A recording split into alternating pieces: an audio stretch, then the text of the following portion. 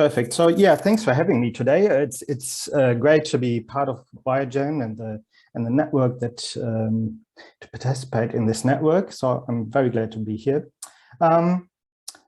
Yes, so I'm the regional manager for Europe for InnovaSea fish tracking, but that doesn't mean we don't do any knowledge transfer in other areas like the Indian Ocean, and I'm also looking after some projects in the Middle East and so on. So it's not directly only Europe that I'm working with people on projects. So I'm going to talk about real-time data as this is a really innovative technology in terms of fish tracking, but also environmental monitoring. So as I've got only 10 or 15 minutes, I jump right in.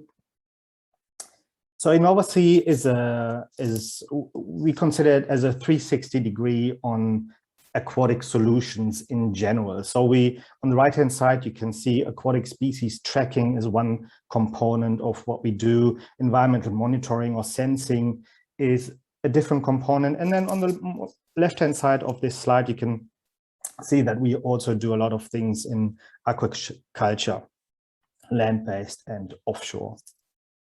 So this is where all of our technologies kind of come from.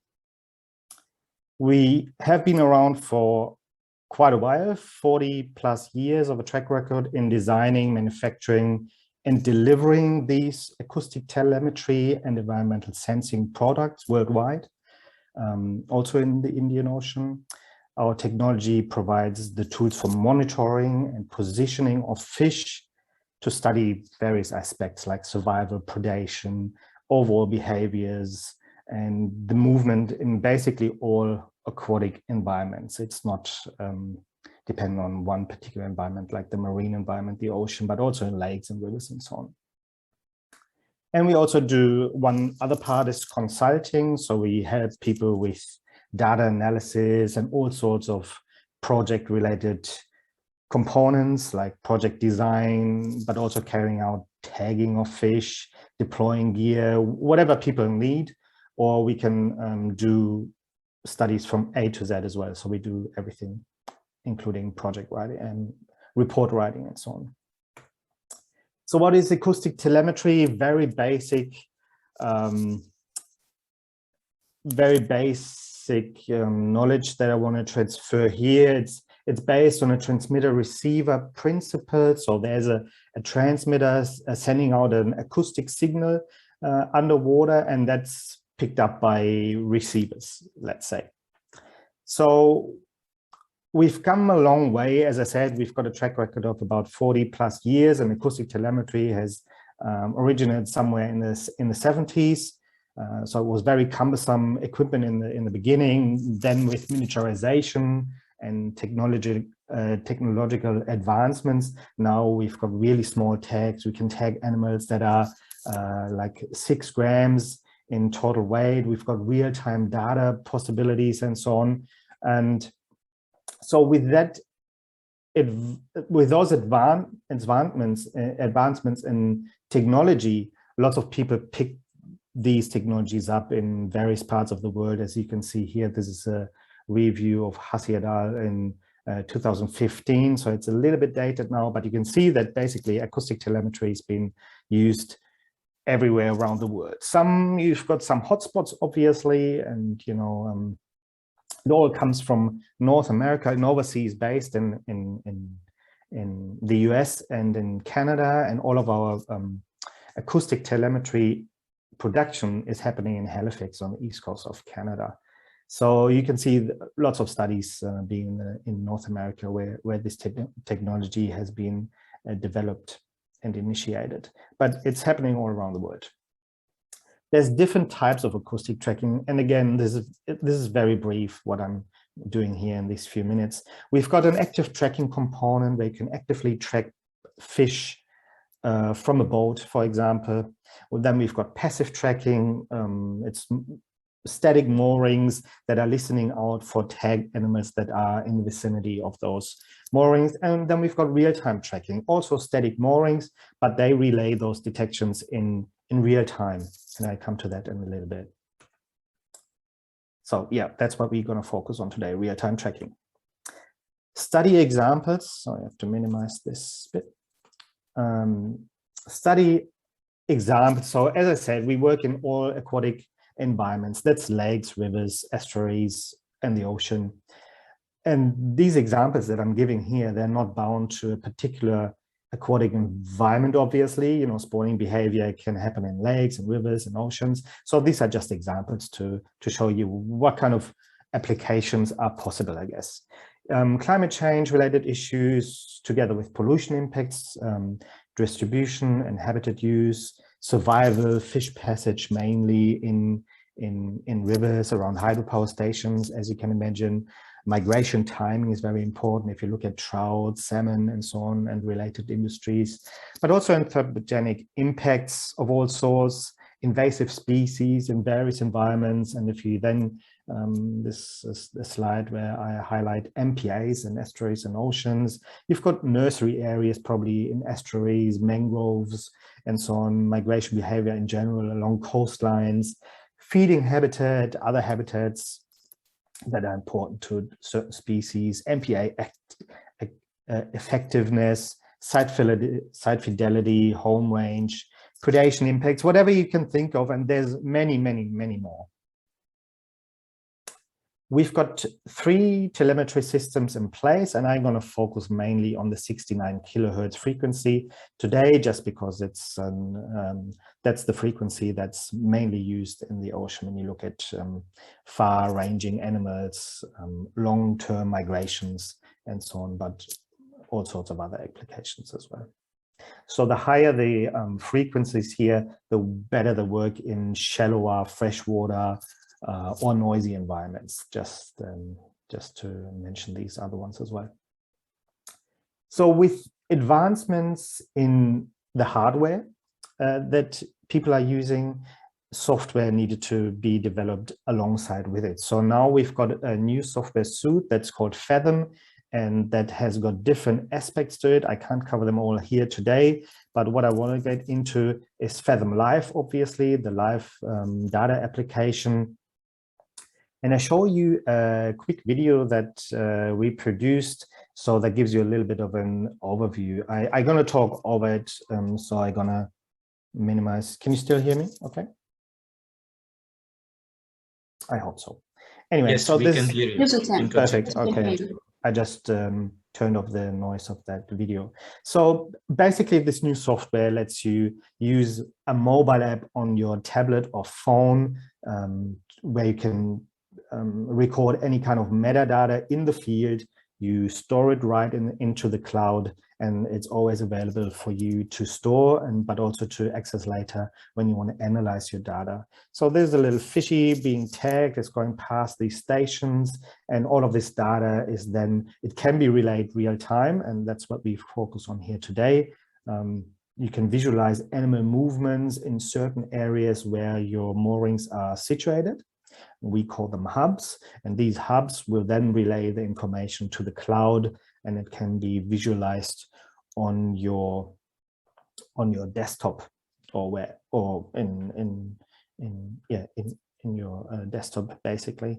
So in Fathom Central, that's where all the data comes together. You can share your data with networks as well as you like. So it's really easy to share data with other people if you want to. Fathom Position is another component where fine scale positioning is possible of your animals that are moving around a certain area that you're interested in.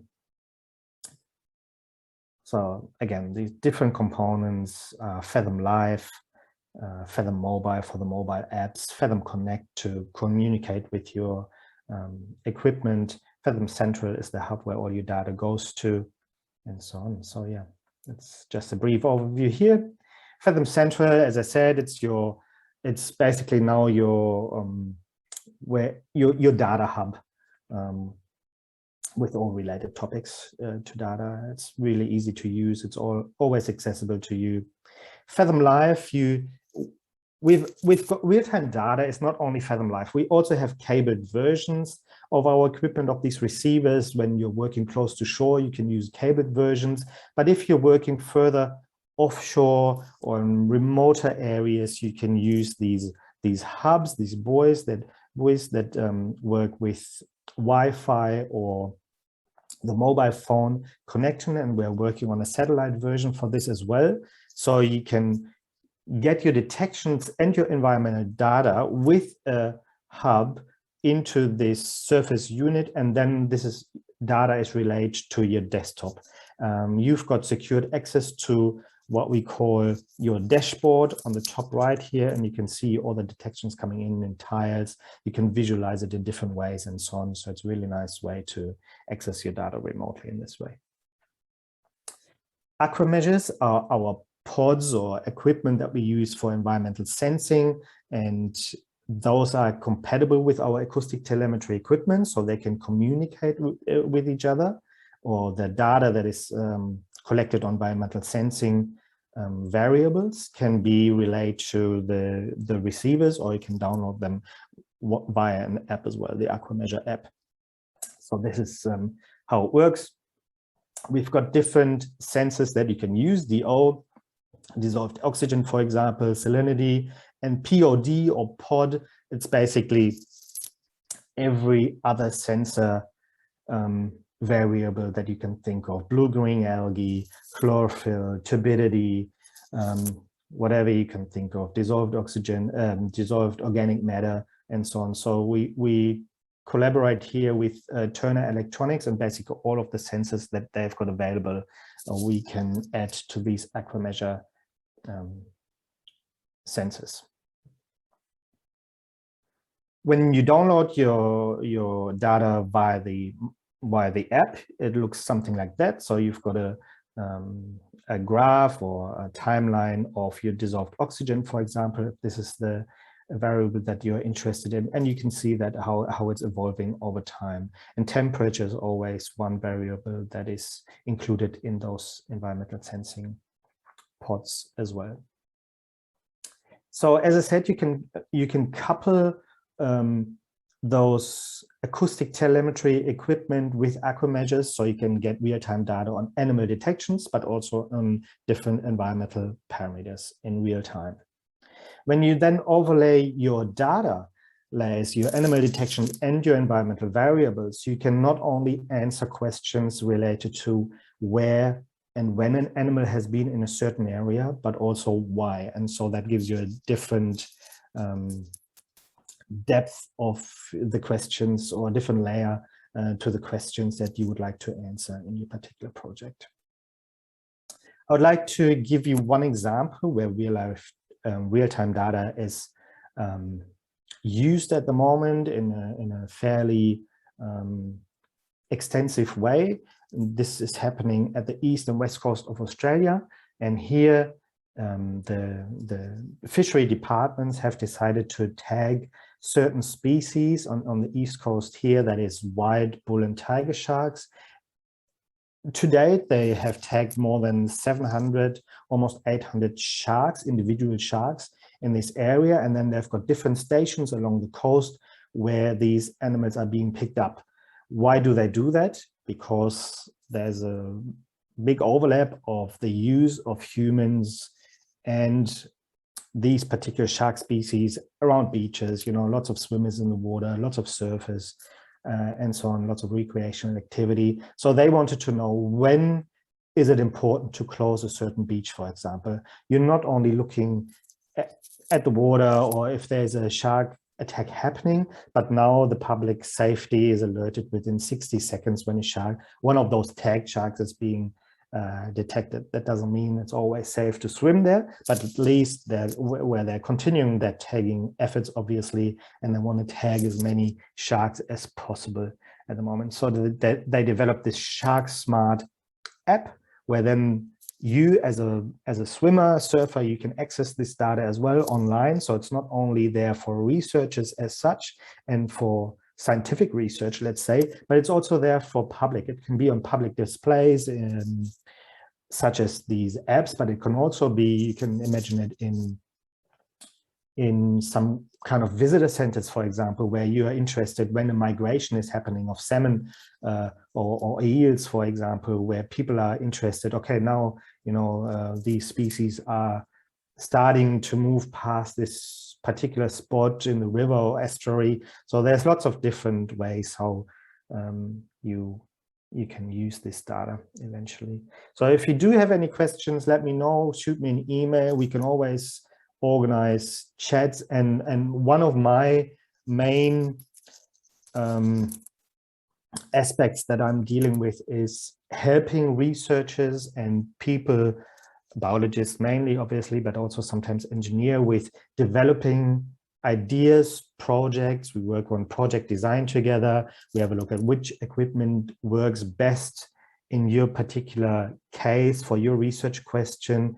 And we do a lot of knowledge transfer, not only during conferences and meetings like this, but also we host a lot of workshops, regional workshops, local workshops, webinars. And obviously, well, I always think that in-person meetings are always more valuable. So when you can touch the equipment and you can get a feel for the equipment, how it looks like, and we can have a look at some data and visualizations together of this data that people are producing, together with all the background knowledge that people might be interested in, then we organize these workshops for free as well. This is kind of our customer support, and I'm always happy to discuss that with anyone who is interested within this community, especially as well. Thank you very much. I'm looking forward to some questions, if you like. Thank you very much, Andre, for these very interesting presentations and interesting theme also. Any questions in the audience?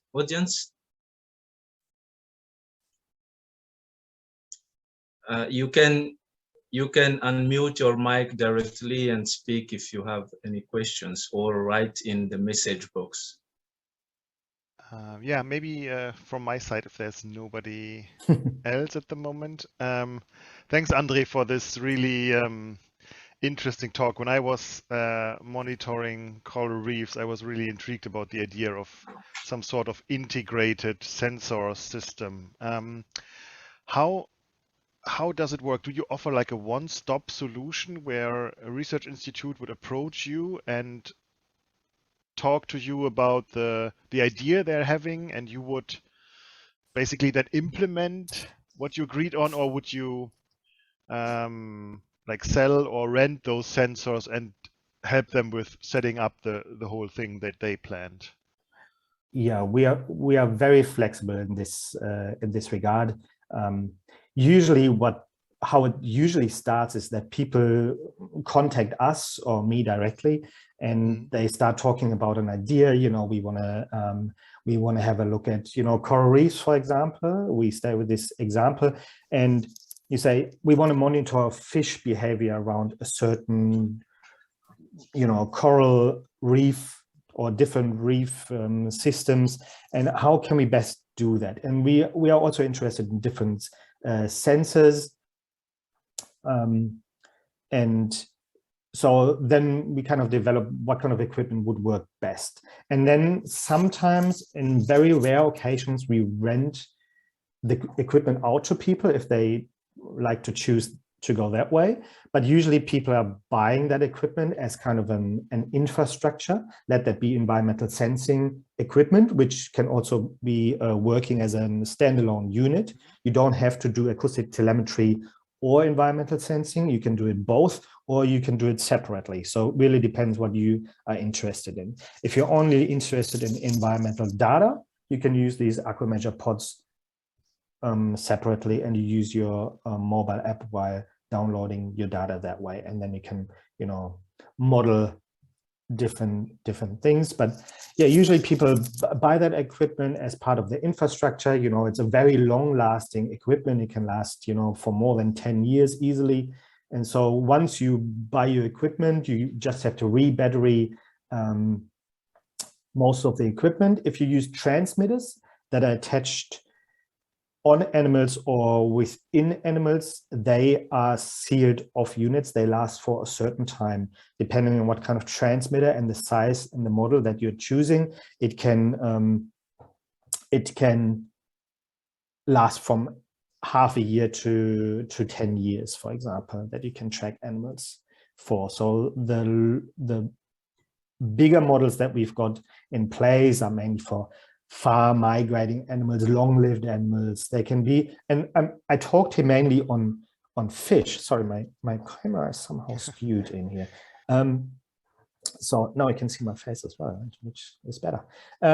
So I'm talking mainly about fish here, but what it really is about is it's about aquatic species. We've got people tagging anything from sea stars, sea turtles, conches, sea urchins, all sorts of fish, up to whale sharks, really. And so, and anything in between, cephalopods as well, mussels, oysters, whatever you're interested in, you can tag. Wherever you can attach a tag to, you're probably able to tag as well. Okay. Yeah, thanks for sharing. I think it's a highly interesting technology also for the region. Sorry, guys, Yeah. I'm done. No worries. No worries, Hauke. I think we still have few minutes more because we have one presentation list. Thank you for the answers. You already answered one of my questions also. But okay, maybe I would ask about the accessibility, the prices of these sensors. So what is it about? Can you just because for example, I saw in the map it is mostly in the developed countries. Is it something because it's very expensive, or is it something that applicable we can buy here in the WIO, for example, for a smaller budget, something like that? Yeah.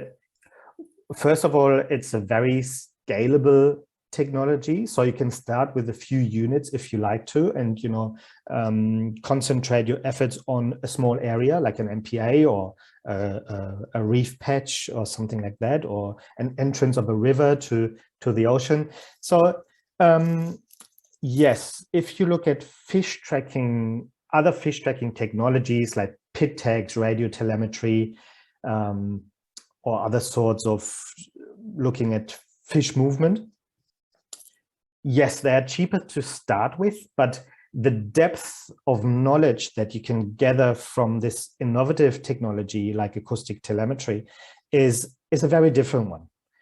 With pit tags, for example, pit and antennas penetrate the water to like 30, 50 centimeters. Right, so you can see in shallow waters or at like bottlenecks at hydropower stations, for example. Yes, you can see when an animal is passing this particular small scale environment. If you look at radio telemetry, it's a bit more versatile, but again, these antennas, the antennas can, or the transmission can only go as far. Acoustic telemetry works from anything between a few meters to more than a kilometer in distance. So the detection range is a completely different one. With that, you need different technology. And obviously the price is a bit pricier to start with. If you look at basic transmitters,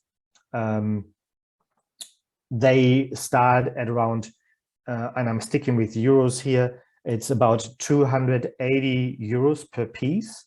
And they last from, it depends on the programming and the model that you're choosing. But then you can also attach sensor IDs, sensor information to these transmitters. So you not only know the ID, so which individual you are tracking, but you can also see the temperature, acceleration, predation events happening with some of our transmitters, depth of the animal, where it has been, when it has been detected, and so on. And then all the real-time data that you can get. So, and then you've got receivers. The most basic ones are probably starting at around 1,700 euros. And then they last for about a year. And then you re-battery them with a battery that you can then exchange yourself, and it's like 29 euros a piece and it lasts for another year. So once the infrastructure is in place, it's fairly easy to maintain it over a long period of time. Okay, so thank you very much, André, for this very interesting theme and very interesting technologies. In the audience, do we have some more questions? If not, I suggest André shared his email address, and I guess he is available also throughout their websites.